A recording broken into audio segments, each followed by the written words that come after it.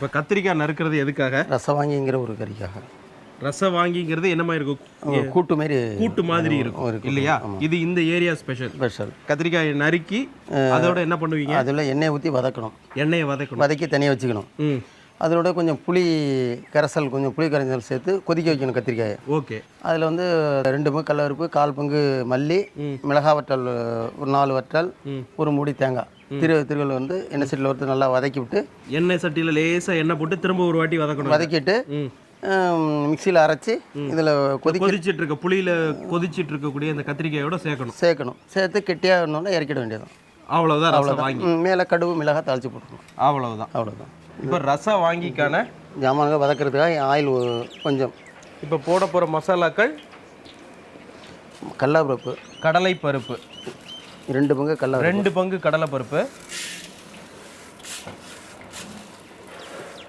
கடலைப்பருப்பு வறுத்தவுடன் கடலைப்பருப்பு வறுபட்டு போயிட்டு அதோட மல்லியை சேர்க்க வேண்டும். இப்போ கடலைப்பருப்போட மல்லியை சேர்த்துட்டோம். மிளகாய் வத்தல் சேர்த்தாச்சு. மிளகாய் வத்தல் மல்லி 2 ஒன்றா போடலாம்.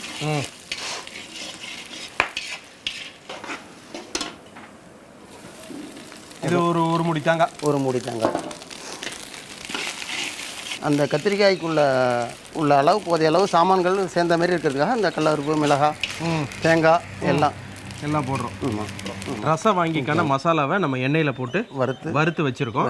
இதை அரைக்கணும். இது நல்லா குளக்குளன்னு அரைக்கலாம். சட்னி மாரி அரைச்சிடும். ஓகே. புளி கரைச்சி வச்சுருக்கோம். அந்த புளியை அதில் ஊற்றுறோம். ஒரு சின்ன லைட்டான புளிப்பு உள்ள இது ஊற்றுறோம். ஓகே. உப்பு, மஞ்சத்தூள், கொஞ்சம் வெல்லம். இது லேசாக ஒரு கொதி வரணும். கொதிக்கணும். ஓகே. இதுக்கு நடுவில் என்ன பண்ண போகிறோம்? கத்திரிக்காய் வதக்க போகிறோம்.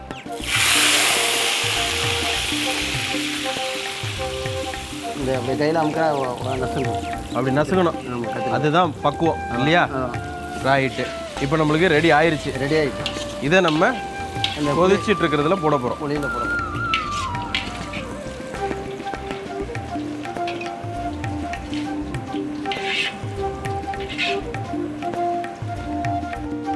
இப்போ ரசம் வாங்கிக்கான மசாலாவை நம்ம இப்போ சேர்க்க போகிறோம்.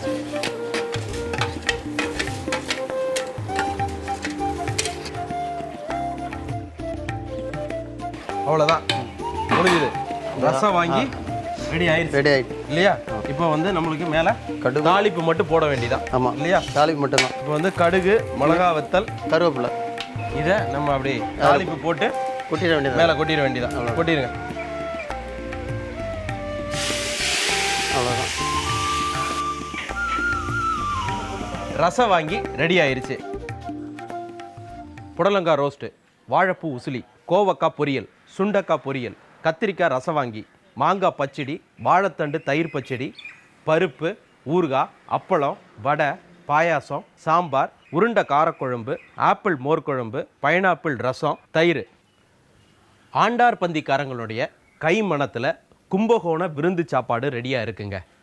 இந்த ஆண்டார் பந்தியில் இந்த சாப்பாடு புகழ்பெற்றதுக்கு பின்னாடி ஒரு தெய்வீகமான ஒரு விஷயம் இருக்குது.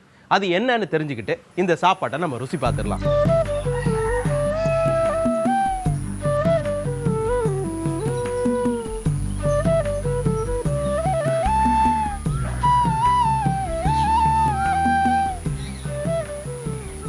நான் இப்போ இருக்கக்கூடிய ஊர் தான் ஆண்டார் பந்தி. இதுதான் அப்பர் மடம். இந்த மடத்திற்கும் இந்த ஊர் ஆண்டார் பந்தி அப்படின்னு அழைக்கப்படுவதற்கும் சம்பந்தம் இருக்குங்க. ஒரு காலகட்டத்தில் அப்பர் பக்கத்தில் இருக்கக்கூடிய திருவேழிமலைக்கு சிவனை வழிபடுவதற்காக வராரு. அப்போ இந்த பகுதிகளில் பஞ்சம் நிலவுது. அப்போது அப்பர் திருவேழிமலை சிவஸ்தலத்தில் படிக்காசு வாங்கி இங்கே இருக்கக்கூடியவங்களுக்கும் அடியார்களுக்கும் பந்தி பரிமாறுகிறார். அதனால தான் இந்த ஊர் ஆண்டார் பந்தி அப்படிங்கக்கூடிய பேர் பெற்றது. அந்த பரம்பரையில் வந்தவங்க தான் இன்றைக்கும் இந்த ஊரில் சமையல் கலைஞர்களாக இருக்காங்க. இவங்க எல்லாருமே சுத்த சைவர்கள். ஒரு காலகட்டத்தில் வெளியூருக்கு சமைக்க போனால் கூட கட்டு சாதம் எடுத்துகிட்டு போய் சமைச்சிட்டு வர அளவுக்கு சைவத்தை கடைபிடித்தவர்கள்.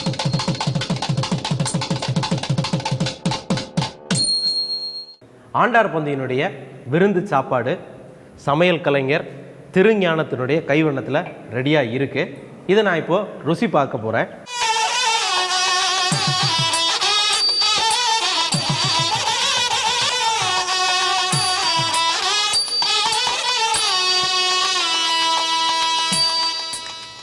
மொத்தத்தில் ஆண்டார் பந்தியினுடைய விருந்து சாப்பாடு அட்டகாசமாக இருக்குங்க.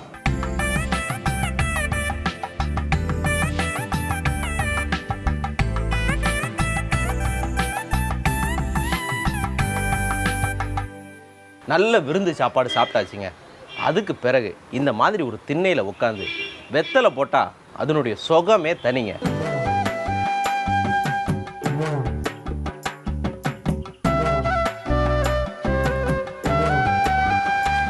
வெத்தலையில் கும்பகோணம் வெத்தலைக்கு தனி ருசி உண்டுங்க. கும்பகோணத்தை சுற்றி ஐயம்பேட்டை, ராஜகிரி, பண்டாரவாடை இந்த மாதிரியான ஊர்களெலாம் வெத்தலை விவசாயம் பண்ணுறாங்க. எப்படி விவசாயம் பண்ணுறாங்க, வெத்தலை எப்படி விளையுது பார்த்துடலாமா?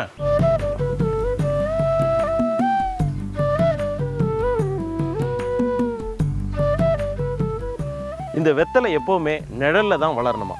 இது கொடி. இந்த கொடி படர்றதுக்காக அகத்திக்கீரை மரத்தையும் செம்பைக்கீரை மரத்தையும் பக்கத்தில் நட்டு வச்சுருக்காங்க.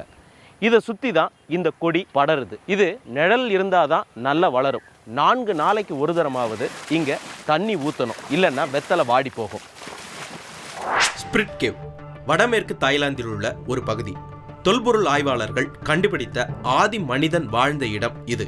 அதாவது கற்காலத்தின் கடைசி பகுதியில் மனிதர்கள் இந்த குகையில வாழ்ந்ததற்கான ஆதாரங்கள் கிடைச்சிருக்குது. இதுல என்ன விசேஷம்னா, அங்க இருக்கக்கூடிய படிவுகள்ல பாக்கும் கிடைச்சிருக்குது. அதாவது கிமு 10,000 முதல் கிமு 7,000 வரை வாழ்ந்த மனிதனுக்கே பாக்கு ஒன்றும் பழக்கம் இருந்திருக்குன்னு இதுல இருந்து தெரிய வருது. அவன் வெற்றிலையோட சேர்த்து சாப்பிட்டானா அப்படிங்கிறது தெரியாத விஷயம். ஆனா பாக்கு என்பது தோன்றிய இடமாக தென்கிழக்கு ஆசியாவை தான் சொல்றாங்க. குறிப்பாக மலேசிய நாட்டின் மத்திய பகுதிகளில் கிறிஸ்துவுக்கு முன்பே பல நூற்றாண்டுகளாக பாக்கு பயிரிடப்பட்டதற்கான ஆதாரங்கள் இருக்கிறதாகவும் சொல்றாங்க. பிலிப்பைன்ஸ்ல ஒரு மண்டை ஓடு கிடைச்சிருக்குது.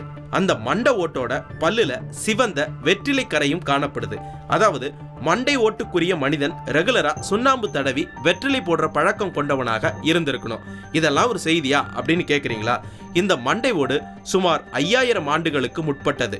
அதாவது கிமு 3000லேயே சுண்ணாம்பு தடவி வெற்றிலை போடுற பழக்கம் மனிதர்களுக்கு இருந்திருக்கு அப்படிங்கிறதாங்க விஷயமே. வெத்தலை தமிழர்களுடைய சடங்கு சம்பிரதாயங்களில் தவிர்க்க முடியாத ஒரு விஷயமாக இருக்குங்க. ஒரு குழந்தை பிறந்த உடனே முதல்ல கொடுக்கக்கூடிய சேனை தண்ணீர் இந்த வெத்தலையை வச்சு தான் கொடுக்குறாங்க. ஒரு கல்யாணத்திலிருந்து எந்த மாதிரியான விசேஷம்னாலும் வெத்தலை பார்க்க தவிர்க்கவே முடியாது. ஒரு கல்யாணத்துக்கு உறுதி செய்யும் பொழுது அந்த நிகழ்ச்சியவே வெத்தலை பாக்கு மாற்றுறது, தாம்பூலம் மாற்றுறது அப்படின்னு தான் சொல்கிறாங்க.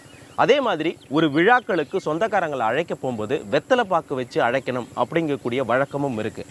அதே மாதிரி விருந்துக்கு வந்துட்டு போனாலோ அல்லது வீட்டுக்கு வந்துட்டு போகிறவங்களுக்கோ வெத்தலை பாக்கு கொடுத்து வழி அனுப்பி வைக்கக்கூடிய வழக்கமும் இங்கே இருக்க தாங்க செய்யுது. வெத்தலை பாக்க வச்சு ஒருத்தருக்கு பணமும் கொடுத்துட்டா அவர் தான் உயிரை கொடுத்தாவது அந்த வேலையை செஞ்சு முடிக்கணும் அப்படிங்கக்கூடிய சத்திய பிரமாணமும் இந்த தமிழர்கள் மத்தியில் பரவலாகவே இருக்குங்க. இப்படி தமிழர்களின் கலாச்சாரத்தில் வெற்றிலையை தவிர்க்கவே முடியாது.